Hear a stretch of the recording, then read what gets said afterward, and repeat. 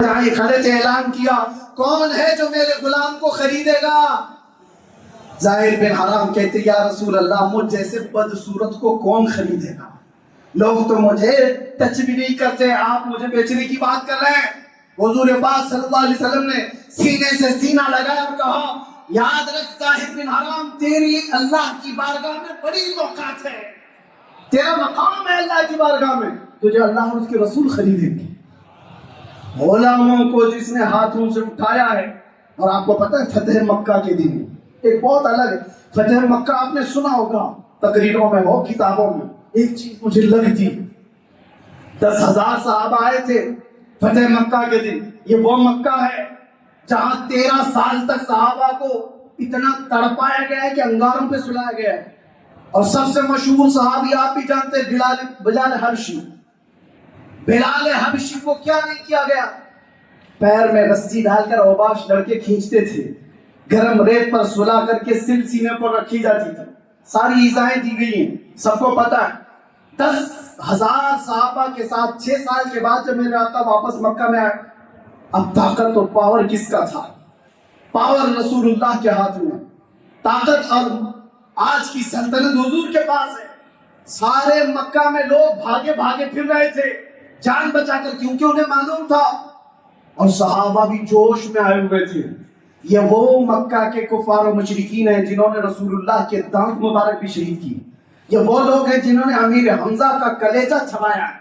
یہ وہ لوگ ہیں جنہوں نے سولی پر چڑھا کر کے ہمارے صحابہ کو مسلح کیا ہے، کان ناک آنکھ کاٹے۔ بدر دیکھا، احد دیکھا، خندق دیکھا، اس کے بعد صبر کہاں سے آتا؟ لیکن فتح مکہ جس دن ہوئی، میرے آقا تشریف لائے، صحابہ کہہ رہے تھے کہ آج تو بدلے کا دن ہے، گوشت کے چھترے اڑانے کا دن ہے۔ حضور نے اس کو بلند کر کے کہہ دیا۔ صحابہ کہہ رہے تھے الیوم یوم الملحمہ، حضور نے فرمایا الیوم یوم الرحمہ، آج کے دن رحم کرنے والا دن ہے۔ اذهبوا انتم الطلقاء، جاؤ تم سب کے سب آزاد۔ ایک صحابی آئے، کہا یا رسول اللہ سب کو یقین نہیں ہو رہا ہے، کہاں جائیں گے سب؟ حضور نے فرمایا جو میرے دادا عبد المطلب کے گھر میں جائے گا وہ امان میں۔ پھر حضور نے فرمایا جو ابو سفیان کے گھر میں جائے وہ امان میں، جو حرم میں آئے وہ امان میں۔ کئی گھروں کا حضور نے نام بتایا۔ اب یہ واقعہ بتانے کا جو میرا مقصد ہے، سنو توجہ سے۔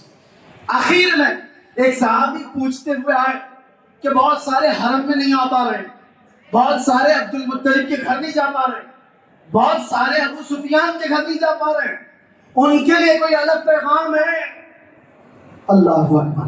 اب میری اس گفتگو کا مطبع نظر، مقصود نظر، حضور نے اعلان فرمایا کسی راستے پر ایک ڈنڈا لگا کر جھنڈا گاڑو بلال حبشی کے نام کا،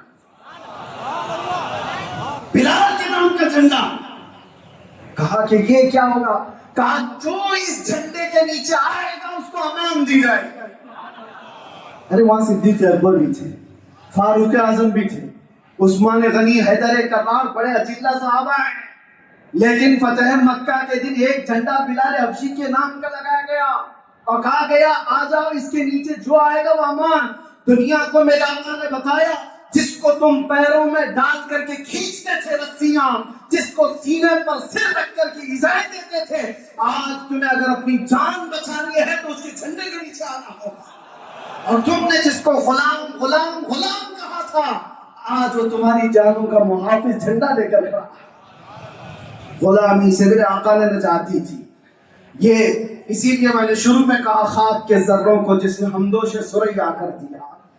رسول کریم صلی اللہ تعالیٰ علیہ وسلم نے انسانیت کی برابری کا جو اعلان فرمایا، آپ دیکھیں ایک صحابی ہیں عدی بن حاتم، وہ کہتے ہیں میں نے دیکھا میری بہن آئی اور کہنے لگی، حاتم تائی کے بیٹے ہیں، بہت پیسے والے مالدار، ان کی بیٹی حضور پاک کے پاس آئی، ان کی بہن عدی بن حاتم کی، یعنی حاتم تائی کی بیٹی مسلمان ہوئی اور اپنے بھائی سے کہتی ہے بھائی جاؤ اسی میں خیر ہے، وہ بادشاہ ہوں کہ رسول ہوں، ان کی پیروکاری کر لو، ان سے اچھا آدمی میں نے دیکھا نہیں۔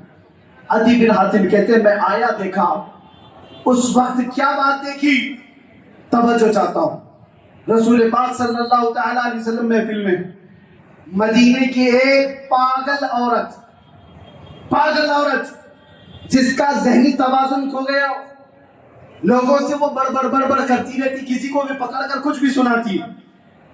ایسی پاگل عورتوں سے تو ہر کوئی دامن بچاتا ہے. وہ عورت قریب آتی رہی اور محفل میں آ کر کے کہا کہ اے اللہ کے رسول، میں آپ سے بات کرنا چاہتی ہوں. پاگل عورت ہے، مینٹل کیس جس کا ہے. اور صحابہ بچانے لگ گئے، ہٹو. رسول اللہ صلی اللہ علیہ وسلم سے صحابہ کہتے ہیں یا رسول اللہ، یہ بد زبان عورت ہے، کچھ کا کچھ بول جاتی ہے، کہیں آپ کی شان میں یہ بد زبانی نہ کرے، نازیبا کلمات نہ کرے. حضور نے صحابہ سے کیا کہا جانتے ہیں؟ ہٹو، سے آنے دو، مجھے پتا ہے مدینہ میں کوئی اس کی نہیں سنتا، اگر میں بھی نہ سنوں تو کس کو سنائے؟ وہ رحمت عالم آئے تھے سننے کے لیے، اور وہ پاگل عورت حضور کو اٹھا لے جاتی. صحابہ کہتے ہیں حضور اٹھ کر کے گئے اس کے ساتھ. کہتی ہے اکیلے میں بات کرنا چاہتی ہوں. حضور نے کہا ٹھیک ہے، اکیلے میں بات. اور وہ پتہ نہیں کیا کیا سناتی رہی. میرے آقا ایسے سنتے رہے جیسے کسی دانش مند کی باتیں سن رہے ہو. ایک ہی جملہ بار بار اسے احساس بھی نہیں ہونے دیا کہ وہ پاگل ہے. یہ میرے آقا کی ادائیں تھی جس کو قرآن نے کہا لَقَدْ جَاءَكُمْ رَسُولٌ مِّنْ أَنفُسِكُمْ، تم میں وہ رسول آیا ہے عزیز علیہ ما عنتم، تمہارا تکلیف میں پڑنا اس رسول کو دیکھا نہیں جاتا، گوارا نہیں. حریص علیکم بالمؤمنین، تمہارے سے ایمان کی طلب رکھنے والا، رؤوف الرحیم، نہایت نرمی کرنے والا اور شفقت کرنے والا رسول آیا ہے تمہارے پاس. عزیزان گرامی وقار، کہنے کو بہت ساری چیزیں ہیں. آج کے دن کا میرا یہی پیغام کافی ہے. آپ اٹھو، جس پیغام کو میرے آقا نے پوری کائنات میں پھیلایا، پوری کائنات. تم خواہشات کے پجاری نہیں ہو، تم معبودان باطل کے پجاری نہیں ہو. ایک فرق میں آپ کو بتاؤں، ایک فرق. لوگ جو ہے سمجھتے ہیں بتوں کی پوجا کرنے والے یہ مشرک ہے. ایک خدا کو چھوڑ کر دوسرے خداؤں کی عبادت کرنے والوں کو مشرک کہتے ہیں. لیکن قرآن یہ کہتا ہے ساتھ میں ارأیت من اتخذ الہہ ہوا، اے رسول کیا آپ نے نہیں دیکھا ان لوگوں کو جو اپنی خواہشوں کی عبادت بھی کرتی، خواہشات کو معبود بنا لیا ہے. نوجوانوں، تمہارے دل میں جو بات آئے اس پر عمل کر لینا ضروری نہیں ہوتا. رات کو تمہارا نفس اٹھائے کسی لڑکی سے بدکاری کرنے کے لیے، تم خواہشات کے پجاری مت بن جاؤ. تم رسول رحمت صلی اللہ علیہ وسلم کے پیروکار ہو. یاد کرنا تمہارا رب تمہیں دیکھ رہا ہے. یعلم خائنۃ الاعین وما تخفی الصدور، تمہاری آنکھوں کی خیانت کو بھی وہ جانتا ہے، تمہارے دل میں گزرنے والے حالات سے بھی وہ باخبر ہے. آپ کو آپ کا نفس دولت کی ریل پیل میں ایسا مصروف کر دے گا کہ تمہیں نہ نمازوں کا ٹھکانہ کچھ بھی نہیں. میں ایک بات یاد کرتا ہوں، حضرت داؤد طائی بہت بڑے صوفی بزرگ ہیں، ان سے ان کے مرید نے پوچھا حضور کچھ نصیحت کرتے. انہوں نے کہا میں مصروف ہوں، زبان کھولتے ہی نہیں تھے دن بھر. کہا دو باتیں کہتا ہوں سن کر چلے جا. ایک بات یہ، اللہ نے تجھے جس جگہ جانے سے منع کیا وہاں کبھی دکھنا مت، اور جہاں آنے کے لیے کہا وہاں کبھی غیر حاضر رہنا مت. بس یہ دو چیزیں. اللہ نے جہاں جانے سے منع کیا وہاں کبھی دکھنا مت، اور جہاں آنے کا حکم دیا وہاں کبھی غائب رہنا مت. بس یہ دو چیزوں پر پوری زندگی چلا. آج آپ کے لیے بھی یہ پیغام ہے، تم اپنے چہرے کے ساتھ وہاں کبھی نہ دکھو جہاں میرے رسول کو پسند ہے، وہاں کبھی نہ دکھو جہاں رسول رحمت صلی اللہ تعالی علیہ وسلم کی عزت پر انگلی اٹھ سکتی ہے، اور وہاں ہر دم دکھو جہاں میرے نبی کی آنکھوں کی ٹھنڈک ہے. ہر دم نظر آؤ جہاں میرے آقا کو پسند ہے.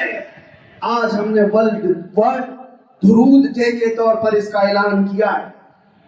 رضا اکیڈمی کی جانب سے جو مہم چھیڑی گئی تھی، آپ کو میں بتاؤں پچھلے سال سے لے کر جو میں اپنے جانب سے ہمارے بھی سوشل میڈیا کے ذریعے سے جو یہ مہم چھیڑی گئی تھی، ہر کوئی بندہ درود پڑھے میرے آقا کی بارگاہ میں پیش کرے گا.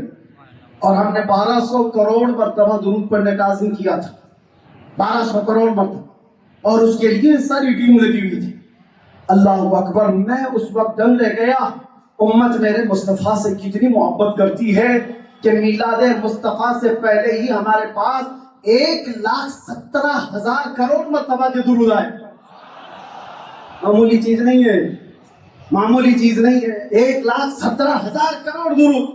اس سے پھر دل میں یہ بات آتی ہے امت گنہگار ہوئی ہے، غدار نہیں ہے. آج بھی ان کے دلوں میں وہ شمع روشن ہے، بس تھوڑے سے اس دیے کو تیز ہونے کی ضرورت ہے، اس کی لو کو تھوڑی سی بھڑکنے کی ضرورت ہے.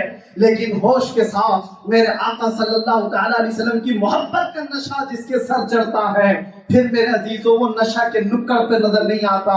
وہ نشہ ہے جو دھتورا ہے، وہ نشہ ہے جو افیون، چرس، گانجا، کوکین، افیون تمہیں تمہاری انسانیت سے بھی بے خبر کر دے گا. وہاں تو بندہ ماں اور بیوی کے بیچ میں فرق نہیں کر پاتا. اس نشیڑی کو دیکھو آپ جو زمین و آسمان کو فرق نہیں کر پاتا.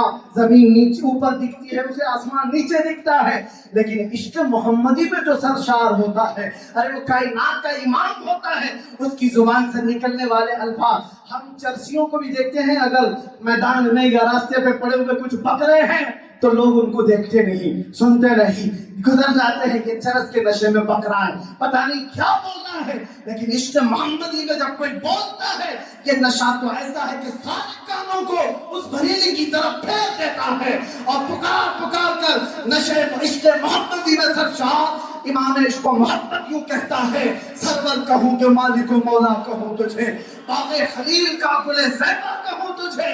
اللہ نے تیرے جسم منور کی تابشیں، اے جانے جان میں جانے تجلی کہوں تجھے. اس کی آنکھوں میں کوئی اور جلوہ دکھتا ہی نہیں، جو دکھتا ہے وہ صرف اپنے محبوب کا جلوہ دکھتا ہے. میں تمہیں دعوت دیتا ہوں وہ نشہ تو کر لو ایک بار کہ جہاں نظر اٹھاؤ یہ کہنے پر آمادہ ہو جاؤ، سر تا قدم ہے تنے سلطان زمن پھول، لب پھول، دہن پھول، زخم پھول، بدن پھول. واللہ جو مل جائے میرے کل کا پسینہ، مانگے نہ کبھی اتر نہ پھر چاہے دلہن پھول. کیا بات رضا اس چمنستان گرم کی، زہرا ہے کلی جس میں حسین و حسن پھول. اور جب لٹانے کی بات آئے تو ایک نشیڑی کو بھی ہم نے دیکھا، وہ ماں کے گلے سے چین کھینچ کر کے اپنا نشاد تیار کرتا ہے، وہ بہن کو چاقو مار کر کے بھی پیسے چراتا ہے. لیکن عشق محمدی میں جو سرشار ہوتا ہے، اللہ اللہ وہ کیا کچھ نہیں لوٹا تھا. ارے یوں کہتا ہے یا رسول اللہ کیا پیش کروں آپ کے لیے، زمین و زمان تمہارے لیے، مکین و مکان تمہارے لیے، چنین و چنا تمہارے لیے، بنے تو جہاں تمہارے لیے. آقا صرف اتنا ہی نہیں، دہن میں زبان تمہارے لیے، بدن میں ہے جان تمہارے لیے. ہم آئے یہاں تمہارے لیے، اٹھے بھی وہاں. وہ عشق محمدی میں سرشار کسی کو مانتا ہی نہیں. وہ کہتا ہے تو صرف یہی کہتا ہے، رسالت ہے کل، امارت ہے کل، امامت ہے کل، ولایت ہے کل، سیادت ہے کل، خدا کے یہاں تمہارے لیے. یہ تاج و کمر، یہ شمس و قمر، یہ باغ و شجر، یہ برگ و شجر، یہ تیغ و سفر، یہ تاج و کمر، یہ حکم روان تمہارے لیے. چھنا میں چمن، چمن میں سمن، سمن میں بھور، بھور میں دلہن، سزائے میہن پہ ایسے منن، یا من و امان تمہارے لیے. آقا میں ہی کیا آپ کی ثنا میں کلیم و نجی، مسیح و صفی، خلیل و رضی، عتیق و وسیع، غنی و علی، ثنا کی زبان تمہارے لیے. اور آخر میں یہ کہتا ہے یہ دنیا کا ہی معاملہ نہیں ہے، آخرت میں بھی جاؤ میرے محبوب کا ہی جلوہ دکھے گا. صرف اور صرف ایک ہی جلوہ دکھے گا جس کی محبت میں بریلی کا امام سرشار تھا.